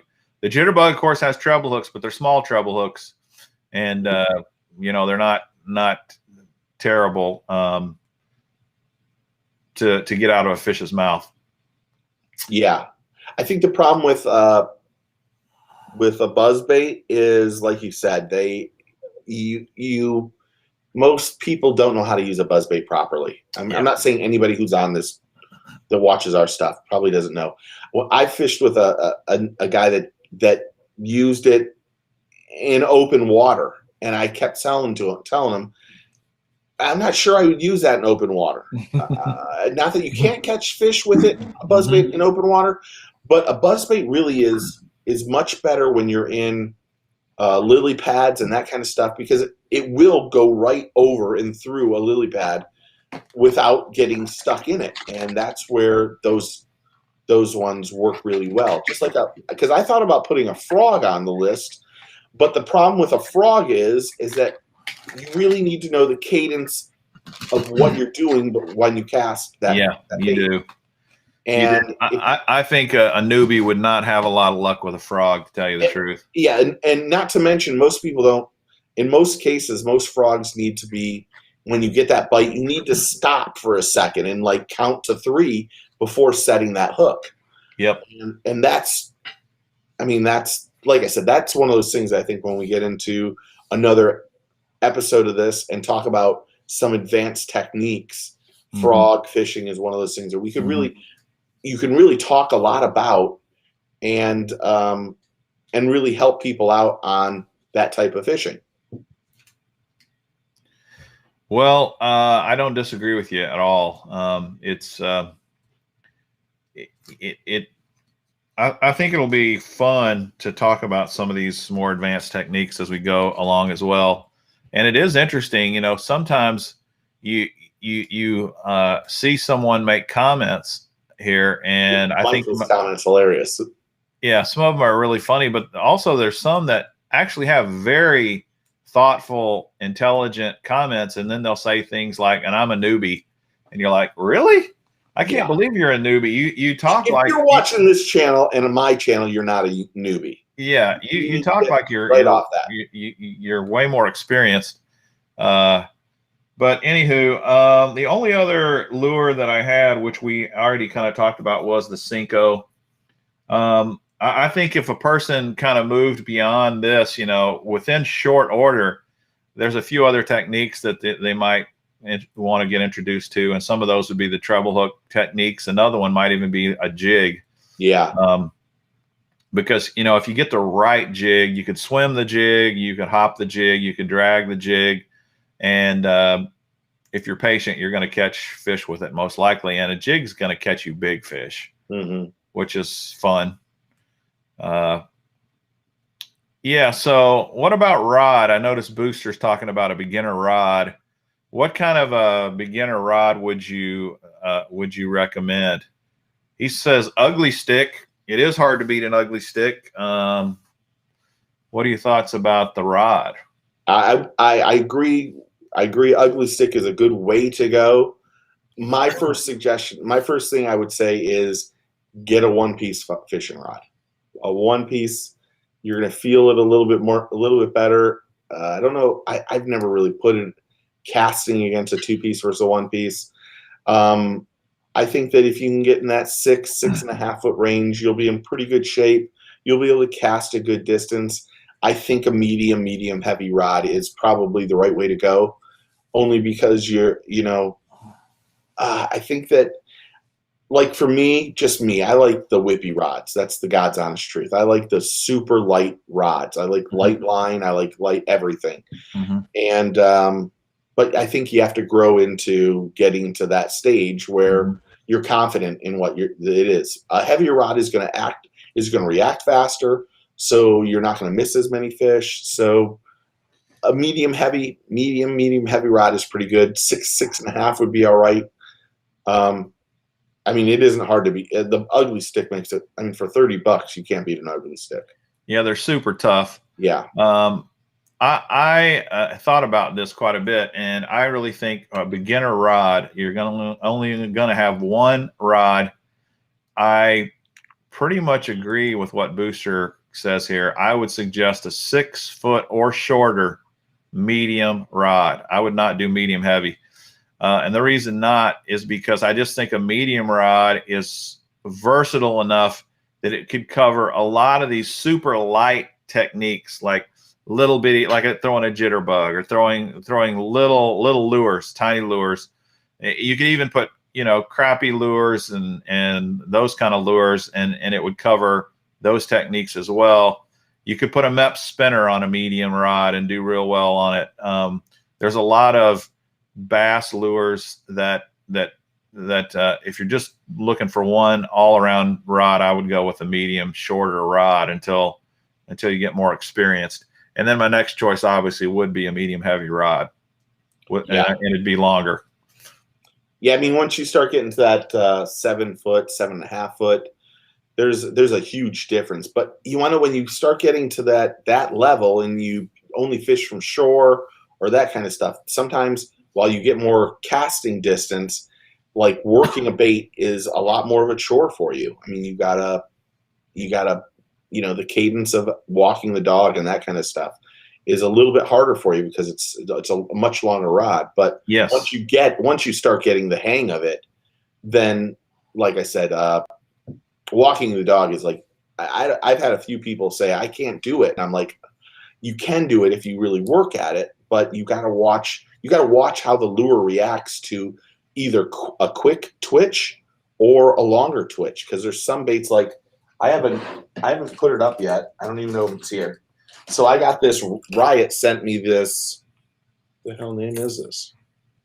Riot Baits. It's a top water. It's called the Ronin. I don't know if you can see that thing. Yeah, I can see it. Yep. So if you look at looks like a Sammy. Yeah. If you look at it, that bait is going to be, it's got this nose. Yep. That is going to make the water here, but then it's that belly there makes that bait just glide really really well back and forth. Yeah. But if you do, and by the way, the hooks are really sharp because that just stuck in me. But if you use quick twitches, it doesn't run well.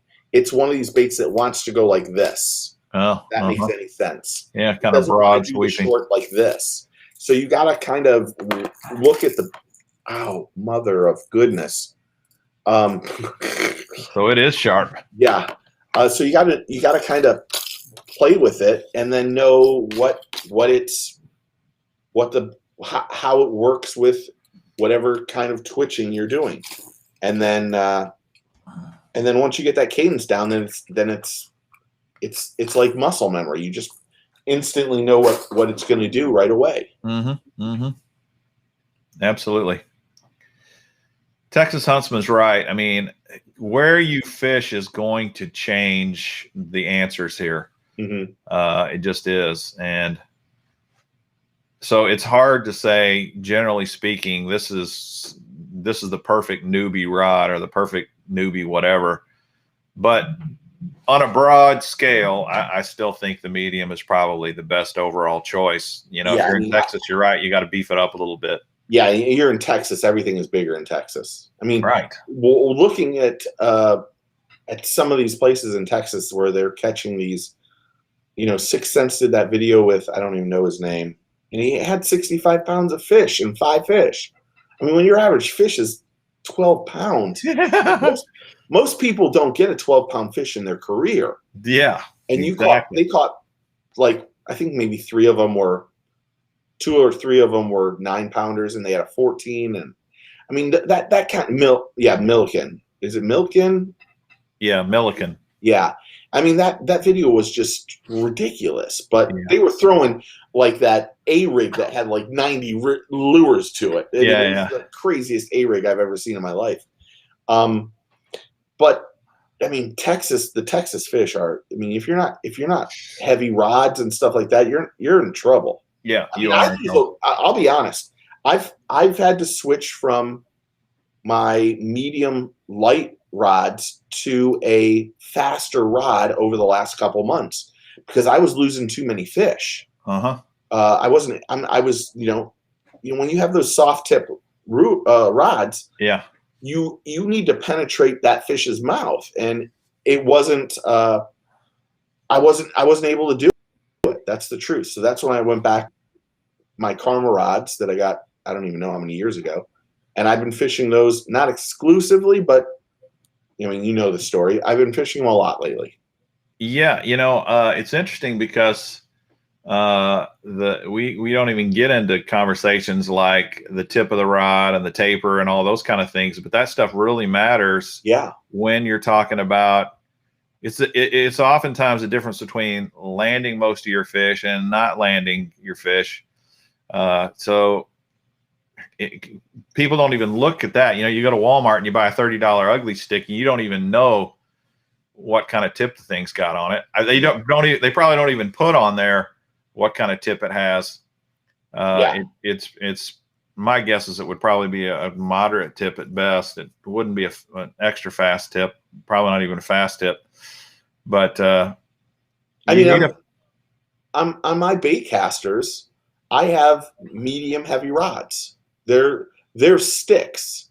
Yeah. So because if I'm using them, I know I'm going to be fishing in heavy weeds or heavy grass and stuff like that, and I need something to pull that fish out of that stuff. So I was never one of these people that thought I need a different rod for different circumstances. And I've had to change that whole philosophy over the last 3 or 4 years. There's certain rods I use for certain lures. There's absolutely. It's just how it is. It's unfortunate because then you end up spending more money on rods and crap. Yep. But Have you heard of this? Have you heard of this company called Sticks Rods or Sticks Fishing Rods? I know my buddy Topwater Johnny's on too. So yeah, I saw Topwater Johnny. How's it going, man? They've got the YouTuber Informative Fisherman. He's apparently an owner of this company. He's apparently owner of this rod company. They only sell 6 rods. 6 rods. Each one is a specific technique rod, and they're color coded. So the blue rod does this, and the red rod does that, and whatever. But they say all you need is 6 rods, and these are the 6 rods you need, and you buy all 6 of our rods. I think all 6 rods cost like $500, so you're paying about $90 a rod, and this covers all the techniques you'll ever need. That's a good idea. It is a good marketing idea, and it's an interesting concept. I wonder if anybody here has seen them or tried them, but I just heard about them here in the last week or so, and I haven't even gone to look at the website, but I know some people are kind of that ilk. I do have a video up, and I believe in this. I learned this from another YouTuber years and years ago. He talked about his 6-rod system and how with basically 5 or 6 rods, you can pretty much cover every technique. The exception there would be like if you're going to start throwing Megabass iSlide 262 that's literally 10 inches long and weighs 7 ounces, you're going to need a very specific rod for that bait. But generally speaking, you probably can cover almost every technique out there with about 6 rods. Yeah. I have like 3 or 4, I guess, probably, that are different stuff. But like I said, I really like to go that same route. I either I catch them on that ultralight rod stuff or I don't. And like I said, I've had to make that complete change of mental capacity, mental breakdown, everything. I don't even know what to say on fishing rods recently because I was not landing the fish that I wanted to land, and it only made sense to me that unfortunately it was the rod, because the rod was too light and I wasn't getting that hook penetration in the fish's face. Another thing that interests me is Ned Cady, the guy who invented the Ned rig. He's got his 5 or 6 rods that he uses. They're all the exact same rod. And what he's done is he has pretty much spent years and years only fishing finesse. He is a finesse fisherman through and through. He does not power fish. He does not, he doesn't even mess with those techniques. His goal is he wants to catch as many fish as possible. He believes that finesse fishing is the way you catch as many fish as possible. And he's going to go out and throw a Ned rig. He's going to do that every single time, every day, no matter what the conditions are. And to me, that blows my mind as well. It actually, I mean, I cannot have that kind of narrow of a focus. I have no problem going out on a day and saying, I'm only going to fish the Ned rig today. But I can't do that day after day after day after day after day. That just blows me away. But when you I'm not going to blow any minds here. I am so confident with a Wacky rig DOA 5-inch worm. I know for a fact I mean, I know for a fact, you put me on a body of water, I'm going to catch a bass on that. If there's bass in the pond or lake or whatever, I'm going to catch one on that bait every time I go fishing. I know that there's times when I go out there and fish, and I can tell if I'm going too fast with it, and I know instantly I need to slow down for just a minute here, or I need to hit a certain bank or whatever it is. I look at it, and I can tell you having that confidence in one lure is pretty. It's pretty exceptional to have that thing. It's almost like a fallback. Absolutely. Like, as much as it's crazy to talk about, Top Honor Johnny and I go out fishing every Thursday, usually Thursday mornings. We go to the same pond. We meet each other. We talk shop about everything. I confide in him in a lot of stuff. I bounce ideas off of him. He's just a great dude.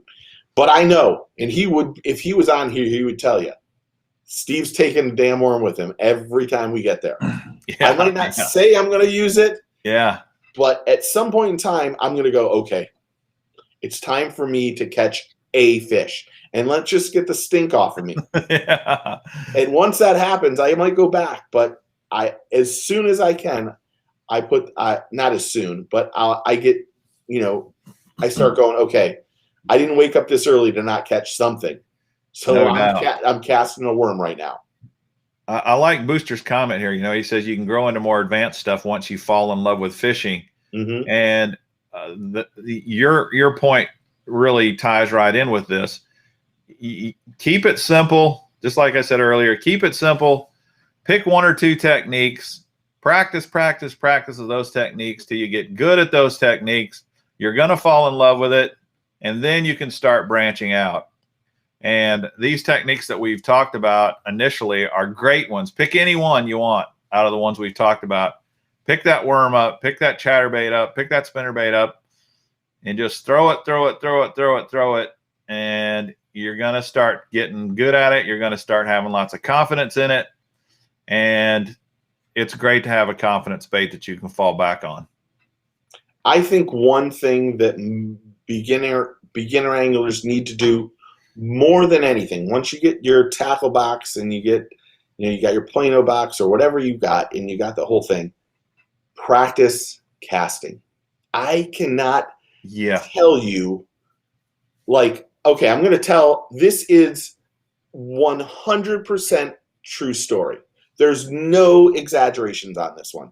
So I hired a guide to take my dad and I red fishing.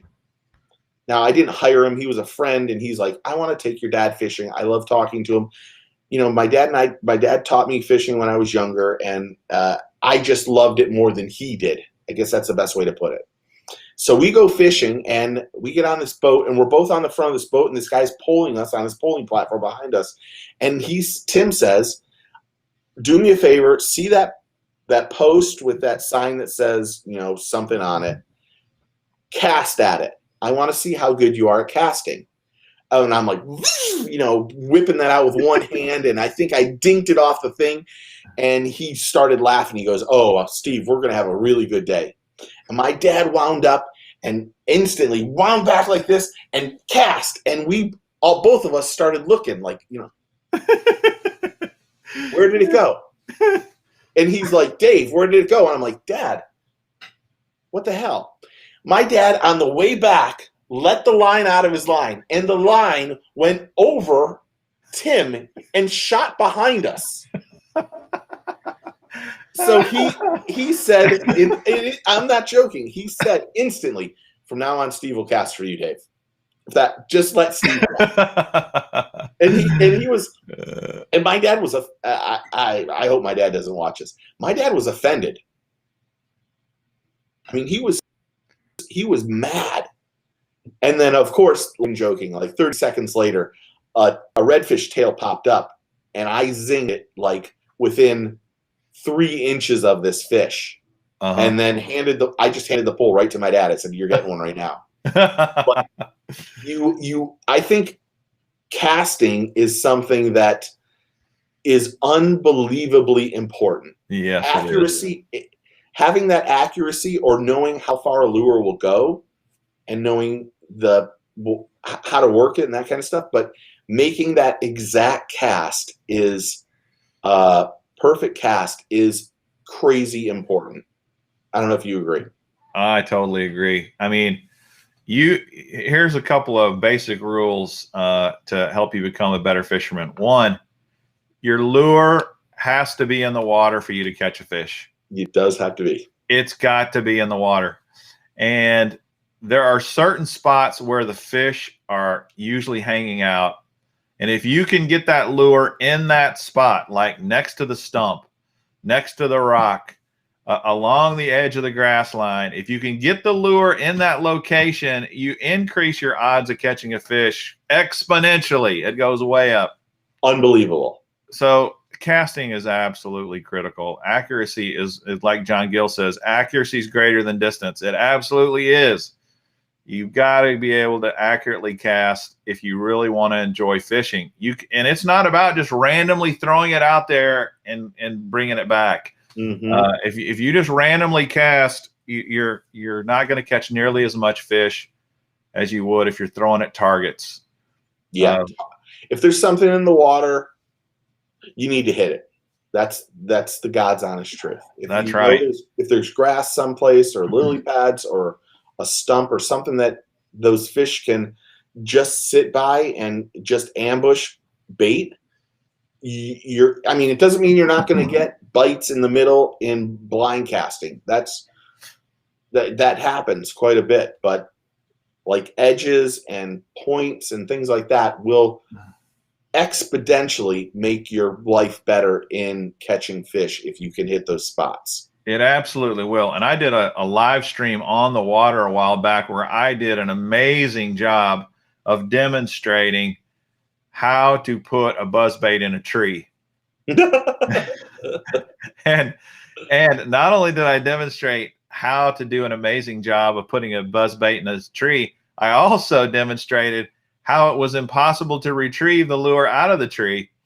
And here's something, it's 100% fact. You will not catch a single bass in a tree. No. You just won't. But the edges of the tree, if the tree's in the water, you can't be scared to cast at it. You might lose the lure, but you can't be scared to cast at it. That's right. Accuracy is so critically important. And the other part about keeping your lure in the water, I've been amazed at tournaments I've gone on with another person in the boat, co-angler in the boat behind me, and literally in an 8-hour day might spend 3 hours. I'm not kidding. 3 solid hours tying on lures. You basically waste 3 hours out of an 8-hour day fishing tying on lures. That's a bad plan. You're not going to win tournaments that way. Yeah. And I'm kind of getting off the subject here, but the bottom line is you can't catch a fish if your line's not wet. Yeah. If it ain't in the water, you're not catching them. Absolutely. And there's a lot to be said for that. I mean, Booster, he is an expert at getting a lure out of a tree. Yeah. I've had lots of practice. There really is you'll cast into a tree. The worst thing you can do is set the hook. Yeah, I know it. The thing you need to do is you need to kind of go back and forth and let that lure swing. Yes. And at the right time, then you hopefully get it through.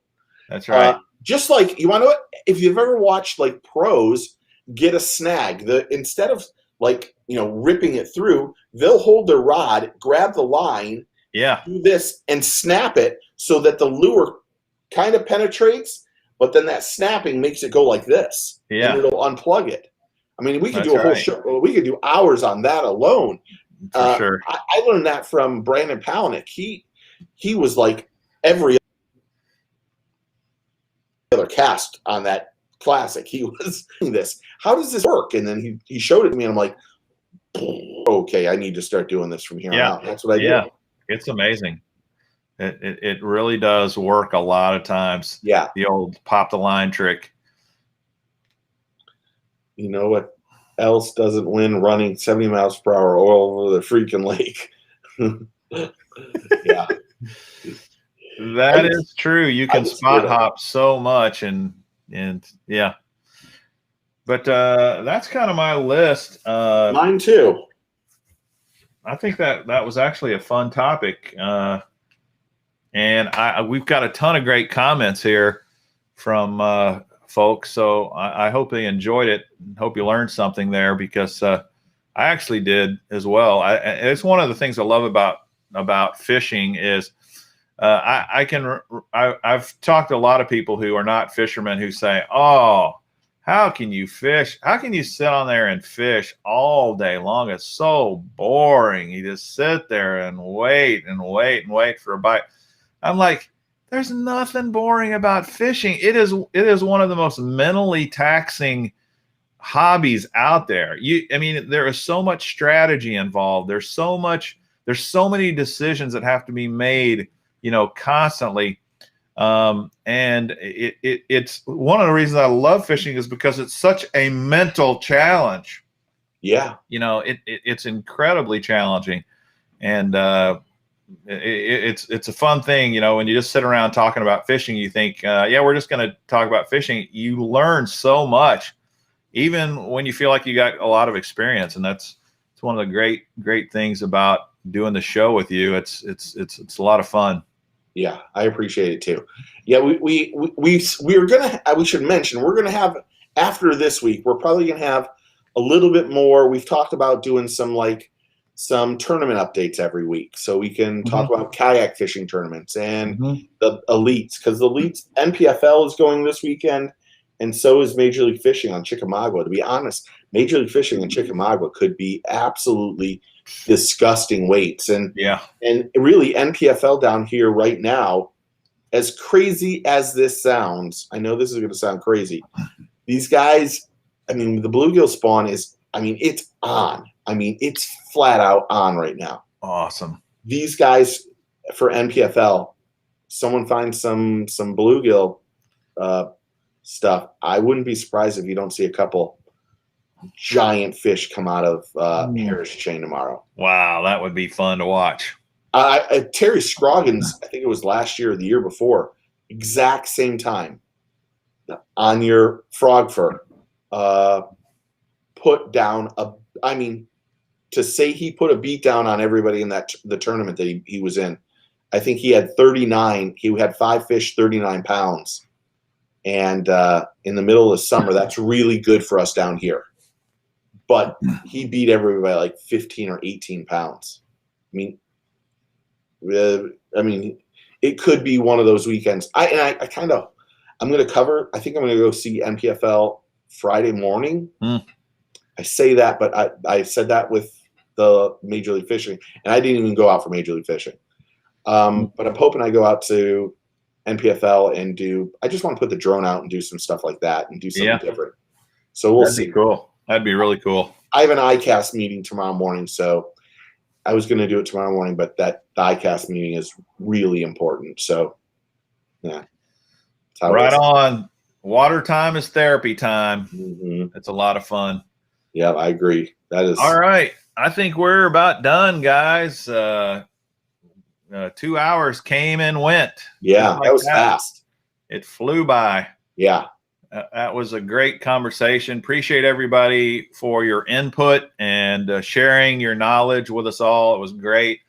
Please, if you're not subscribed to the channel, head over to Get Your Fish On, Steve Chapman's fishing channel. It's a great channel, great content. Subscribe to his channel. Hit the notification bell to find out when he's posting his next video. I'm almost at 6,000. I have 20 packages at 6,000 to send out. Wow. I don't even know if I've mentioned that. No, that's great. I don't know if I was supposed to mention that. Why not? Heck yeah, you can mention it. 20. I have 20 packages. There's 6 of them that have like 2 or 3 lures. There's subscription tackle boxes together, and then there's a bunch of them that are 4 or 5 packs of plastics and like 3 or 4 hard baits all together. So I've been putting them together since 5,000. That's great, man. 6,000 subs. Congratulations. That's awesome. I think I'm like 100 away, or 95 or 98. So maybe in the next month I'll make that get to that level. Heck yeah. All right. We are finished, guys and gals. Have a great week and hope you have a great weekend of fishing. If you want to watch some more live streams, my Mr. Bass live stream will be Saturday night. Yes. Same time, 8 p.m. Central, 9 p.m. Eastern. I'm in the chat room with those. Heck yeah. Steve's in the chat room on those, and we have a lot of fun on those as well. And we give away a lot of junk too. Lots of lures. It's a ton of fun. So have a great night, guys. We are ending in 3, 2, 1. Goodbye.